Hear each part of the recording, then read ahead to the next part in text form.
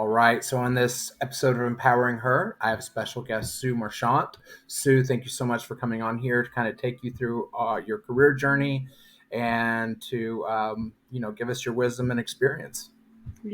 I'm so happy to be here. All right. So, why don't you start with the role that you're in currently and then kind of take us through that journey that led to where you are now? So, I am a senior vice president of product management for a tech company. And that means that I'm responsible for helping to define what software applications our engineering teams are going to build. And I lead a group of product managers who do that every day. How I got here is kind of a long and winding journey.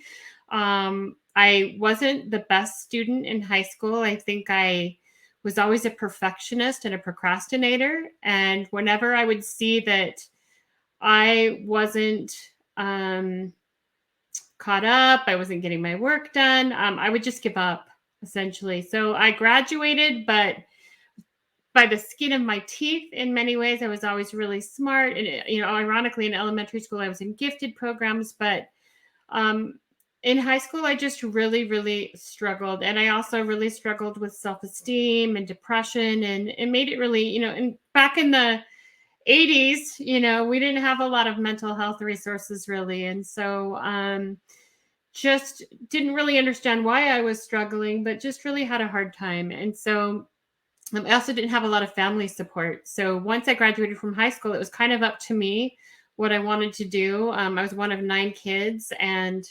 my parents were kind of like, well, get a job of some sort. So I took a whole bunch of different types of jobs. I tried college for a little while, community college. Again, struggled there partly because I didn't really know what I wanted to do with my life. But I ended up taking a job after stints at, Taco Bell and childcare and different things as a receptionist, and quickly discovered that, hey, I'm good at using this brand new computer thing, that exists. Before that, it had been all typewriters, and so moved up to secretary. Thought I was moving up in the world. Moved up to administrative assistant. Those careers barely exist today because executives are expected to do their own work.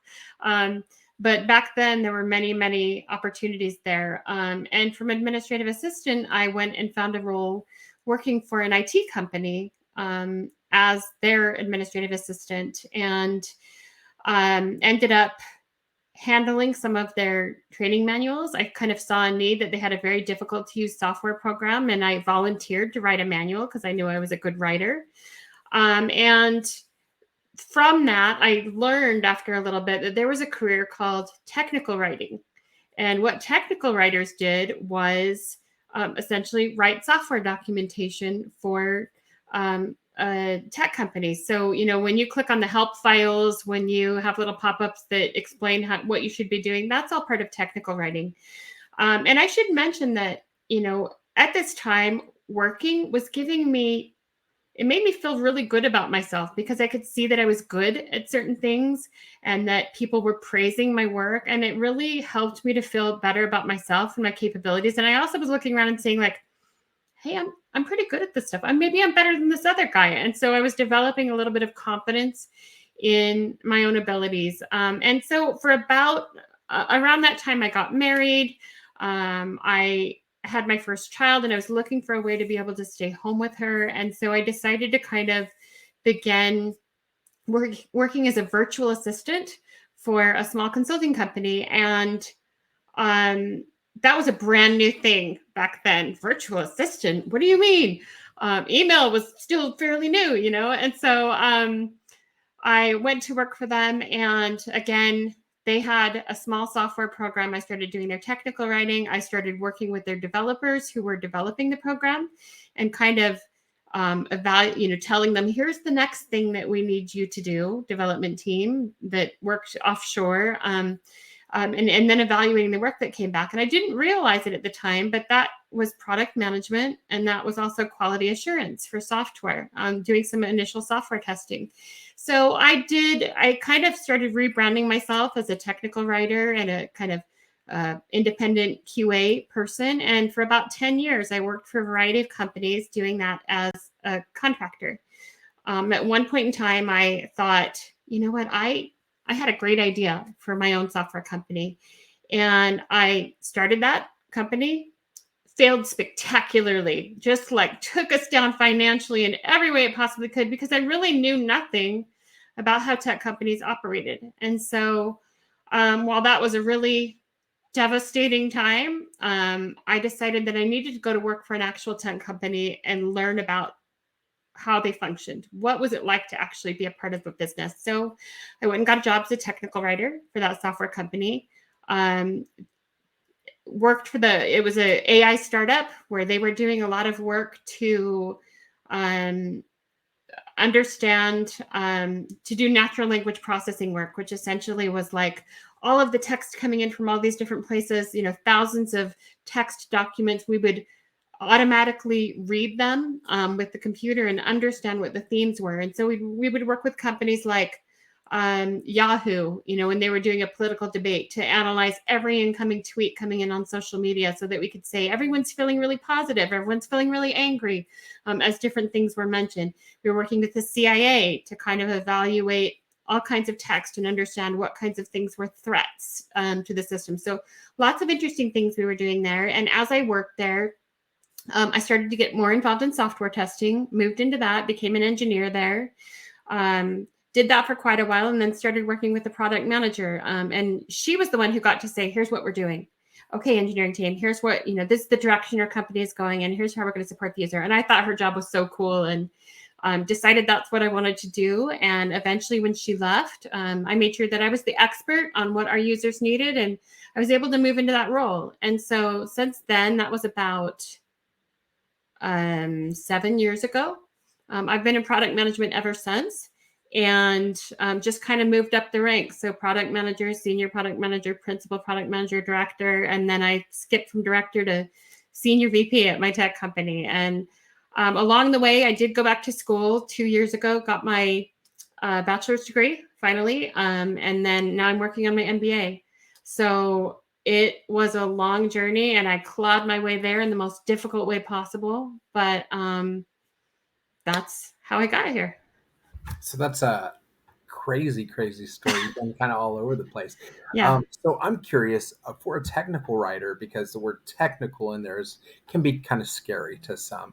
Yeah. To what extent, if somebody was good at writing, how much technical expertise would they need to be a technical writer? Or are they primarily responsible for taking the technical aspect and breaking it down into ways that a user can understand? So there are a couple of different types of technical writers, and some are very technical where they're writing documentation for developers. So helping developers understand what technical constructs exist that they can interact with. But most technical writers, their whole job is to make things easy and simple for the user to understand. So, here is our software program. Here's how you can accomplish the things you need to do. Like, so really it is about being able to write in a really clear and understandable way, and it's about being able to ask questions. So a good technical writer, they're given like, here's this new piece of the software we're going to release, and the developers will say, here's what it does, or the product manager. The technical writer has to be able to ask a lot of questions like, well, why would I do that? How would I go about doing that? What should this do if I do it correctly? They have to be able to play around with the software. And often the technical writers give great feedback that helps product managers and developers to improve the product, because as the technical writer is trying to explain this in an easy and simple way about here are the things you need to do in order to get the result you want, they realize this is really confusing, really hard to explain. And that's not what you want for a user experience. So you don't have to be overly technical, but you have to be comfortable with playing around with software and with asking questions and then with writing. I love it because one of the questions my students always goes, when are we ever going to use this in the real world? So I love all these stories that involve using writing within a career, because then I can, when the students see these videos or when I talk to them, I go, well, here are ways that we use writing, just beyond like email and social and things like that. But I love seeing actual careers that do utilize writing that we may not have thought about. Yeah, and I will say, just generally in my career, um, I think the thing that has made me the most successful, because I didn't have a degree, and I had to be better than everyone else. I had to make sure that I could be persuasive and people understood me. The thing that has made the most difference is that I'm a good writer, and that I'm able to communicate really clearly, communicate my ideas, communicate my vision. So both verbally and in writing. And I really attribute that to lots and lots and lots of reading. Like, I was a voracious reader, terrible student, but I was the kid who was, in the hallway reading when the lights were supposed to be turned out, getting in trouble. So I really feel like if you can develop the ability to write, that will help you in any career that you pick. And I mean, the fact that I've jumped through all these careers, the thing that was consistently, like, I could help people understand my point of view. And that is often very rare and really inhibits people from success. Another thing that I really, really like about your story is that you said that you were not a good student, and I myself, I dropped out of high school, went and got my GD, and then I went to college. But there seems to be this notion that if you're just not an exceptional student, and if you don't have the top grades, that you're not going to be successful. And yet we see stories, not that not getting, not that Yeah. you shouldn't try and get good grades if but we see more and more stories where there are people that may have not been a great student that are being very, very successful, either with their own businesses or in like leadership roles. Yeah, and I will say, I made things so much harder for myself than they needed to be, because I have people on my team who are product managers who are fresh out of college. And so for them to it's not going to take them 20 something years to get to this point. It's going to take them 7, or 9, or 4. But I mean, it's a tremendous, so, like, my daughter is actually in school for computer science. She wants to be a software engineer. She graduates in 2 years, and she will start out at 100K. She's not going to be working at Taco Bell like I was. So yes, there are always paths. You always have options. If you're a smart person and you're willing to work hard, even if you're a little bit smart, there are always options. But make it easier on yourself. And then you have more options. And I tell my other kids who are, in college or nearing the end of high school, who aren't sure yet what they want to do, like, you don't have to decide, you don't have to know, but give yourself options. Make sure you're not closing off options to yourself. Like, maybe you don't want to be a software engineer, but you know what? Take a little bit of math just in case, so that if you change your mind later, your path is easier. Make your life easier. And so let's talk about like the role where you went through the product, and so that also looks like a career that you don't necessarily need a degree in order to kind of grow and thrive in. Would you say that's so? I would say most people in product have degrees. I think if you don't, you have to be exceptional at what you do. You have to prove it every day, like, why I'm in this, so you have to work 10x harder than other people, because you're essentially having to prove your credibility all the time. But really, product management, a lot of it is about being able to understand your users, the people who are using their software. And so being able to develop empathy with them, which is also part of technical writing and also part of software assurance testing. So they're all very related, because you're really trying to understand, like, am I providing value to the user? If they use my software program, are they going to be able to do what they want to do? Are they going to have an easier time of it? Like, am I making their life or their work easier? And then what is the related business value? So being able to understand, things like, what's the revenue potential in the market? You have to develop understanding of different types of things. But it's definitely a tech. I always tell people, like, tech, everyone thinks like, well, I don't want to be a software engineer, so I can't work in tech. Any career you can do it at a tech company. And really, you should, if you want to be in HR, if you want to be in marketing, if you want to be whatever that is, because you're going to have better pay, you're going to have better benefits, you're going to have more flexibility. Like, I work from home all the time, and did before COVID. Like, I can take off in the middle of the day to do what I need to do. So lots of opportunity. And there's also a lot of opportunity to move around and try different things in those kinds of roles. So and there's always a way to get your foot in the door. We've got a lot of developers who went to boot camps, and they took like a 6-week, 9-week, 12-week course to learn that. So there's lots of ways to enter into those fields other than your traditional degree. All right, and so what would let's go through, because I know every day is a little bit different, but Mhm. let's talk about what, for somebody that works in product, what their week might look like as far as activities and objectives. Yeah. So I'm in leadership, but for a typical product manager, lots and lots and lots of meetings. So, first thing in the morning, you might meet with your development team. You have a team of engineers that you work closely with, and they have a stand up. So they talk about like, here are the things we're working on today. Here are the things we're trying to finish. Sometimes they'll demo for you features that you've asked them to build, and they'll get your feedback on that. So that's usually the first part of your day. Usually you're talking to those engineers throughout the day in Slack or some other kind of messaging system. You have meetings with other product managers to kind of align, like, here's what's going to be in the release from my team, what's going to be in the release from your team. You have meetings with marketing to help them understand what you've developed. So here are the features that we're going to release. Have you created the new marketing collateral? Do we have a marketing campaign around this? You meet with the technical writers and help them understand what the feature is and how they ought to be supporting it. You also are meeting with users and you're saying, try this out. What do you think of it? Give us your feedback. You're also meeting with users to do discovery research where you're saying things like, when you try to do X, how do you go about doing that in the system? Or what are you, or often you're trying to understand their problems, their concerns. I work particularly in data right now. And so often you don't ask users, what data do you want to see? You talk to them and say, like, what are the things you worry about every day that you need to be aware of? Like, what are the problems you're worried about when you're driving into work? And then you make sure you have a dashboard to address that. So lots of user research, lots of enablement to make sure the business is prepared to support. So working with sales to make sure they're prepared to sell it and they have an environment where they can demo it to customers. And then doing things like, once you release the feature, I'm going to check all of the data about how users are using that feature to see how it's going. Are they using it? If not, I need to find out why. Are they trying to use it and then halfway through they all drop off? There's probably some kind of an issue or a problem. Am I seeing like usage of my product increase or decrease?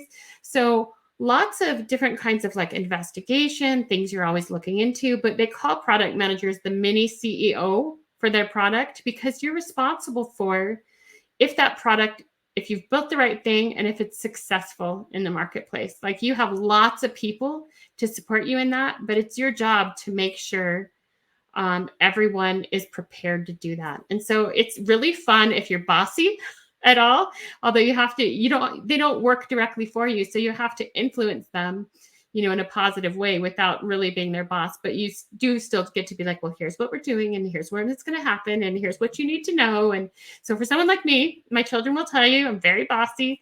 It's a perfect role, but it is like a role where you're talking a lot with people. And I'm actually kind of an introvert. And so by the end of the day, I'm often just like, I can't talk to anyone anymore, but also lots of work in PowerPoint because you're always trying to like share your ideas with people. And that's just the typical tool that's used in business.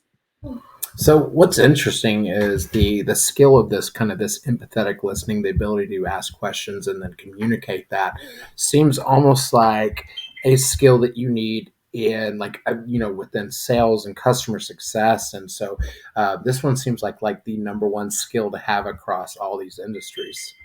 Yeah. And like the idea of sales actually terrifies me. But when I think about it, a lot of what I do every day with every group is sales because it's like, I need to help them understand why it's important for them to do X, which supports my product, And so talking to the technical writers, talking to marketing, talking to the engineers, like with engineering, it's very much about like, this is my vision for the product. Isn't this exciting? Aren't you excited to be a part of this? And, really helping them feel invested in that.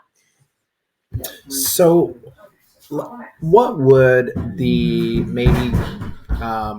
the entry level role for product be called if somebody wanted to search it up, if they were, and then within product, is that a career field where there are, some careers, there are more people who want those careers and there are available, but what about product?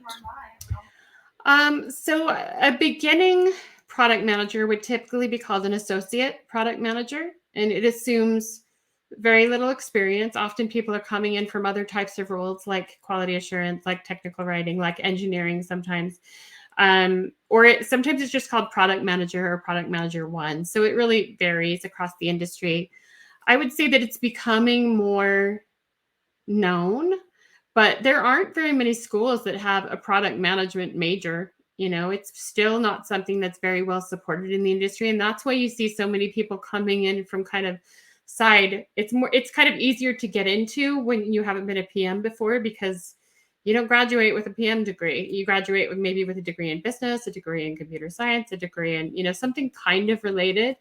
But yeah, it's something that you're starting to see more people become aware of, because it's really financially rewarding, and I think it's a really fun job. So, and tech companies, you hear about engineers, right? Tech companies need so many of them, but for every 4 or 5 engineers, you have to have a product manager. So, Okay, and what would a maybe a salary range look like starting at the entry level up to, obviously you're at the very very top of the food chain, but so what does that range of salaries look like stepping into maybe at the very top of the food chain? yeah, it really is going to depend upon the type of company you work for. If they're a brand new startup, they're going to pay, lots of money in shares or in potential stock and very little in salary. Whereas a really established company or a company like Google or Facebook are going to pay a lot more. But I'd say typically for a new PM, it's going to be around 80 to 90,000. As you move up the ranks, it's really going to increase to where like a senior PM might be making between 150 and 175,000 plus potentially some bonus. And then, leadership levels, depending upon the company, it can be anywhere from 250 to who knows at Facebook and Google, but that's kind of the minimum bar for a leadership level would be around the 250 range, plus probably some stock and bonus incentives. So really, really financially rewarding, particularly given the bar for entry, is not as demanding as in some other careers. Would you suggest somebody started at a startup or maybe corporate? I personally am kind of biased towards startups, because in a startup, you often have the opportunity to try many different things. Everybody has to wear more than one hat. And so even if your role isn't officially PM, I mean, what I did when I was QA manager was talk to the PM and be like, what can I do to help you? What are some projects I could be working on? What could I try? And she was so overwhelmed with work that she was like, sure, do this, this, this, this. And then when she left, I was absolutely, the person that they look to. And you have a lot of opportunities like that where your role may be developer, but they need you to do user experience research, and so it's just everyone's kind of a team working together. Everyone's kind of like grinding to get the work out the door. So I think that's an environment where it's a lot more casual in terms of the formality of your field and your title and the separation between them.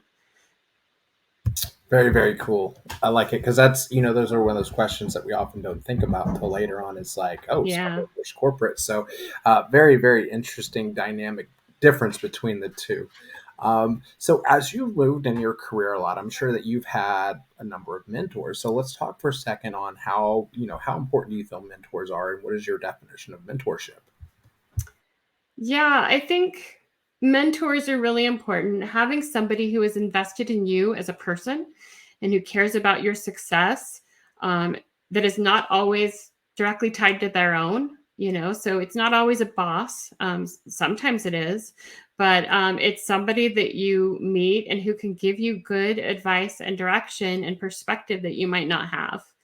Um, I have been fortunate, I would say, in a couple of roles to have strong female mentors. I had one who was my direct boss, but she took an interest in me, and at the time, a lot of her guidance to me was more around like interacting with people than anything technical, because I was so used to like, I've got to do this and I've got to do this and I've got to do this and I got to be the best and I got to, that I really was neglecting relationships with people and didn't really see the value in investing time. And she was like, Sue, you've got to like, you know, form relationships with people, let them, and then you have those supporting relationships that help you to accomplish what you need to, care about other people, look up from your silo, integrate into this network of larger people. Like, work is about more than just your task list. And so that kind of guidance for me was really valuable. Particularly when I was really lacking self-esteem, and very focused on, like, how do I get better myself, and how do I make sure that I'm providing value, just very much about me, me, me, me, me. And I needed to stop and be like, hey, what do these people need? What are they worried about? How can I help them with their concerns? So having a mentor who can kind of give you that outside perspective that you're not seeing, because you only see yours, is really valuable and can help you to be a lot more successful. Okay, so last question. Okay. Okay. So, and your answer doesn't have to be related to like career or education, but knowing what you know now, what is one piece of advice that you would give yourself back in like that middle school, high school era? So, middle school and high school, complete nightmare for me. Just a complete nightmare. I was so awkward. I was so difficult to like because I was just so unhappy. Not, I mean, just very overweight, every way that somebody could be awkward socially, I was. And so I was very isolated, very unhappy, very despondent about life and what it would be. I also wasn't doing well in school. And I just often felt like, what is the point of anything? Didn't have that family support, didn't feel like my life had a lot of meaning. And I would just say high school is such a short period of time. And yes, it can be hard. Middle school as well, but a lot of the things that I thought were negatives about me in high school, I have realized were strengths. Like, you know, being the one who knows the answer to the question, that's not embarrassing. Like, I actually should be proud of that. Being assertive, that's not always bossy. That's really important for career success. So, a lot of the things that I thought were negative traits that I needed to, kind of wear the edges off of in order to fit in, they really weren't. And understanding that a lot of the things that were so important in high school just won't matter and don't matter a couple of years down the line. Try to, I even tell my kids, some of them who have had their own significant challenges in high school, just get through it. Get through it. This is a small portion of your life. Life is going to continue to improve. You're going to get to pursue the things in your life that you do enjoy and that do have meaning, and you want to build your life toward that purpose. So find the things that you like and that you enjoy and focus on putting yourself in a position to be able to do that. And it's not about how you look, and it's not about how, popular you are. It really is going to become more and more about building the kind of life you want.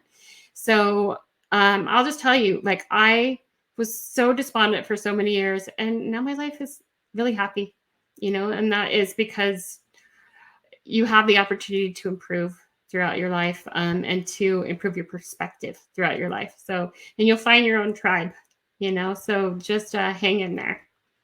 It's funny how those years are so short, but they seem to last the longest. And Yeah. during those years, everything is like so traumatic, and it's gonna be like, oh my god, it's gonna last so long. And I've like told my son numerous times, like, don't be in such a hurry to grow up. And of course, he's growing up, but and same thing for me. Dad used to say the same thing. I'd be like, no, I can't wait till I become an adult. It's gonna be awesome. And many times now, I'm like, I don't know, man. This adulting is not very much fun. I would just say too, though, whenever my teens are saying, like, I'm really like that they're having a hard time, I cannot in any way diminish that or make light of it, because I remember it so well, and it is hard.